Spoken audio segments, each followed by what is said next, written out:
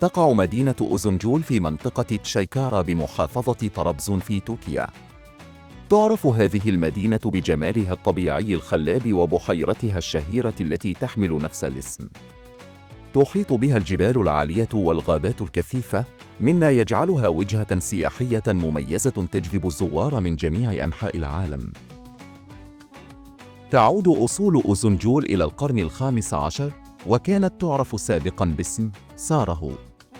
في العهد العثماني كانت المنطقة تعرف باسم شرح، وقد تم ذكرها في السجلات العثمانية لأول مرة في عام 1643. في ذلك الوقت كانت المنطقة غير مأهولة بالسكان، ولكن بحلول عام 1681 بدأت العائلات في الاستقرار هناك. مع مرور الوقت نمت أوزنغول وتطورت لتصبح واحدة من أهم المناطق السكنية في تشايكارا.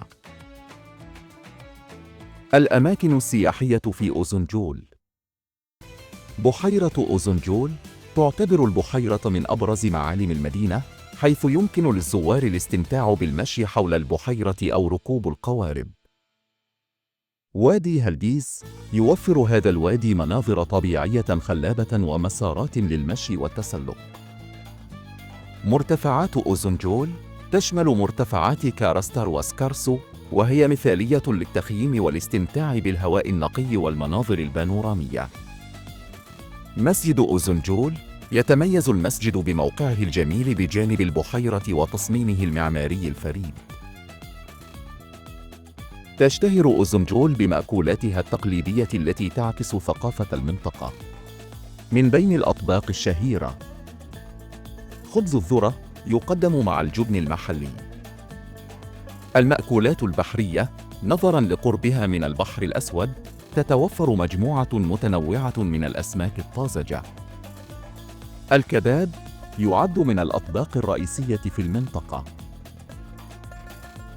تتوفر في أوزنغول مجموعة متنوعة من الفنادق والنزل التي تناسب جميع الميزانيات. تتراوح أسعار الفنادق من 50 إلى 200 دولار لليلة واحدة حسب مستوى الخدمة والموقع. من بين الفنادق الشهيرة فندق أوزنغول ريزورت، يقدم خدمات فاخرة وإطلالات رائعة على البحيرة. نزل هلديز خيار اقتصادي يوفر إقامة مريحة وقريبة من المعالم السياحية. تعد أوزنغول واحدة من أجمل الوجهات السياحية في تركيا، حيث تجمع بين التاريخ العريق والجمال الطبيعي الخلاب.